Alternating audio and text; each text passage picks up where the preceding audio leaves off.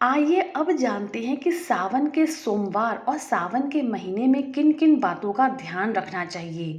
सावन के महीने में भगवान शिव की विशेष रूप से पूजा अर्चना की जाती है। ऐसा करने से व्यक्ति को सुख, सौभाग्य, दान, यश, कीर्ति की प्राप्ति होती है।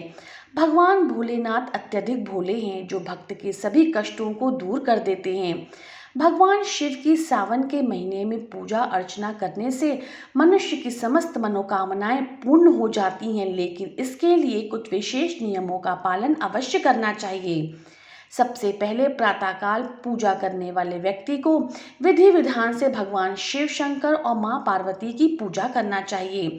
साथ ही साथ शिव मंत्रों का उच्चारण अवश्य करें, और अगर आप उच्चारण न कर सकें तो इसे आप गान के रूप में चलाकर सुन सकते हैं, लेकिन जितनी देर आप गान सुने उतनी देर अपना ध्यान परमात्मा में केंद्रित करें और एक ही स्थान पर बैठे रहें। भगवान भोलेनाथ पर बेलपत्र पर शहद लगाकर अवश्य अर्पित करें, इससे उनकी कृपा बेहद भक्तजनों पर प्राप्त होती है। शिवलिंग पर पंचामृत अवश्य अर्पित करें और माता पार्वती को 16 श्रृंगार की सामग्री अवश्य चढ़ाएं। ऐसा माना जाता है कि यदि विवाहित व्यक्ति अपनी 16 सामग्री को माता रानी के चरणों में अर्पित करता है तो उनका सुहाग सलामत रहता है और माँ की अनुकंपा बनी रहती है। साथ ही साथ भगवान शिव की पूजा आराधना में भगवान शिव की पूजा अर्चना करते समय, सोमवार के व्रत धारण करते समय और पूरे ही सावन के सोमवारों में और पूरे महीने में झूठ इत्यादि बोलने से बचना चाहिए। जाने अनजाने में किसी भी व्यक्ति को किसी भी प्रकार का दुख नहीं देना चाहिए। साथ ही साथ नकारात्मक विचारों को भी अपने मन मस्तिष्क में प्रवेश नहीं देना चाहिए।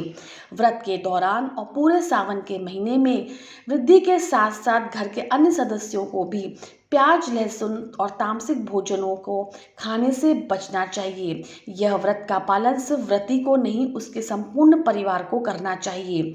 शिवलिंग पर तुलसी का पत्ता, सिंदूर, केतकी के फूल, हल्दी अर्पित नहीं करनी चाहिए। ऐसा करने से माना जाता है कि भगवान शिव जी नाराज हो सकते हैं। शिवलिंग पर शंख, नारियल आदि से भी जल अर्पित आप कर सकते हैं, लेकिन उन पर साबुत नारियल नहीं चढ़ाया जाता है।